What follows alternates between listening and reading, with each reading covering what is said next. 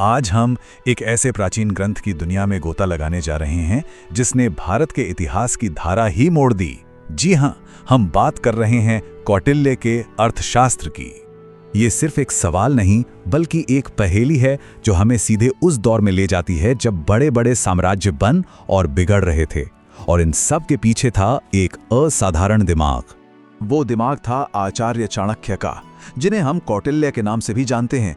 एक गुरु, एक रणनीतिकार और वो इंसान जिन्होंने चंद्रगुप्त जैसे एक साधारण नौजवान को भारत के सबसे शक्तिशाली साम्राज्यों में से एक मौर्य साम्राज्य के सिंहासन पर बैठा दिया। और उनका सबसे बड़ा हथियार कोई तलवार या सेना नहीं थी, बल्कि ज्ञान था। वो सारा ज्ञान जो इस महान ग्रंथ अर्थशास्त्र में लिखा है। अब देखिए, ये कोई मामूली किताब नहीं है। इसका नाम है अर्थशास्त्र, जिसका मतलब सिर्फ इकोनॉमिक्स नहीं है। नहीं, इसका मतलब कहीं ज्यादा गहरा है। ये धरती यानी एक राज्य या एक पूरे साम्राज्य को हासिल करने और फिर उसे मजबूती से चलाने का विज्ञान है। तो इस ग्रंथ के रहस्यों को समझने के लिए हम सबसे पहले चाणक्य की इस रहस्यमयी किताब की बनावट को देखेंगे। फिर जानेंगे कि एक राजा का जीवन कैसा होना चाहिए।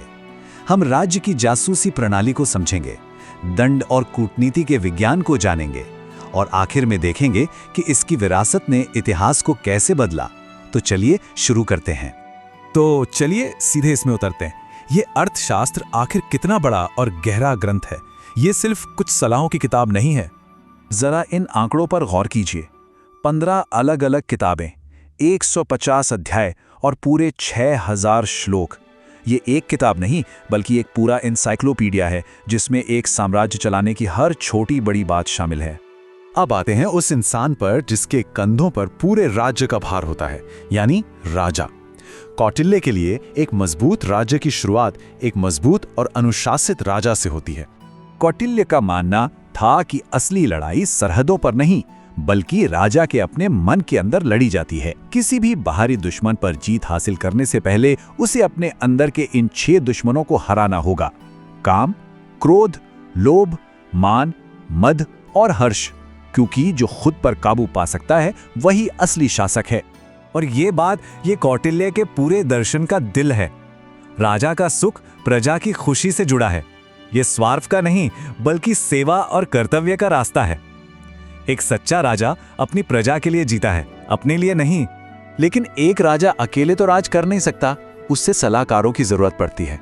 और उससे भी ज्यादा उसे ये जानने की जरूरत होती है कि उसके राज्य में असल में क्या चल रहा है। तो चलिए देखते हैं कि ये सिस्टम काम कैसे करता था। कौटिल्य ये बात बिल्कुल साफ करते हैं। एक राजा को अच्छे मंत्रियों की सख्त जरूरत होती है। राज्य एक रथ की तरह है और एक पहिए से रथ कभी नहीं चल सकता। लेकिन असली सवाल तो यह है कि सही मंत्रियों को चुना कैसे जाए। ये एक तरह का प्राचीन जॉब इंटरव्यू था, लेकिन खतरों से भरा हुआ। कौटिल्य ने वफादारी और चरित्र को परखने के लिए एक बहुत ही कठोर सिस्टम बनाया था, जिसे उपधा परीक्षण कहते हैं।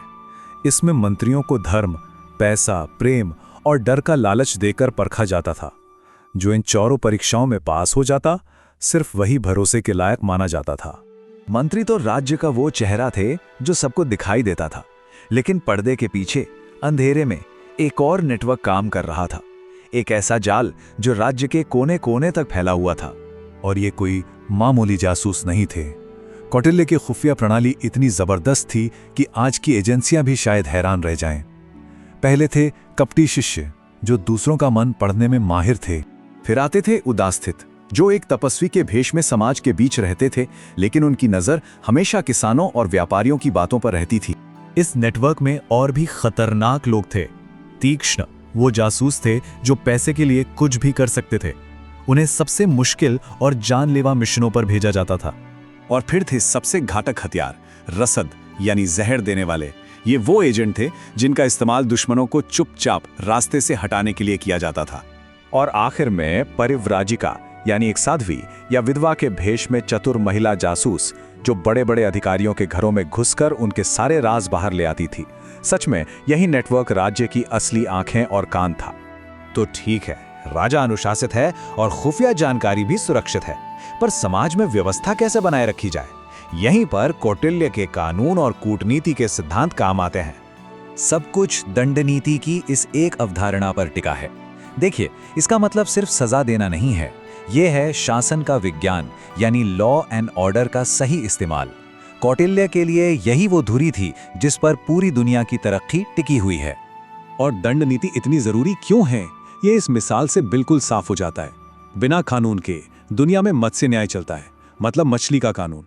जहां बड़ी मछली हमेशा छोटी मछली को खा जाती है, ये जंगल राज है। लेकिन दंड नीति के साथ राजा ये पक्का करता है कि कमजोर भी ताकतवर के सामने सुरक्षित रहे और समाज में व्यवस्था बनी रहे। जब हम आज के समय में अर्थशास्त्र को पढ़ते हैं तो ये यकीन करना मुश्किल हो जाता है कि ये ग्रंथ सिर्फ अपने समय के लिए नहीं लिखा गया था। ऐसा लगता है जैसे ये भविष्य की बात कर रहा हो। जरा इस लिस्ट को देखिए।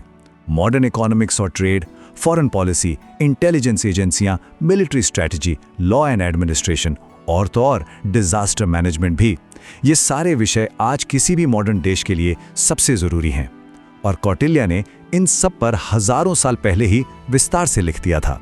ये सच में हैरान करने वाला है। तो अर्थशास्त्र का आखिरी असर क्या है? ये क्यों आज भी सिर्फ इतिहास की एक पुरानी किताब बनकर नहीं रह गई है?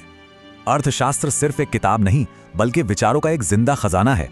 इसी ज्ञान ने मौर्य साम्राज्य की नींव रखी और आज भी इसके सिद्धांत दुनिया भर के लीडर्स, स्ट्रेटेजिस्ट्स और स्कॉलर्स को रास्ता दिखाते हैं। ये इस बात का सबसे बड़ा सबूत है कि ज्ञान ही असली शक्ति है। और ये हमें एक आखिरी सवाल के साथ छोड़ जाता है, क्या शासन के ये प्राचीन सिद्धांत आज की हमारी इस जटिल दुनिया में भी उतने ही काम के हो सकते हैं? ये एक ऐसा सवाल है जिस पर हम सभी को सोचना चाहिए।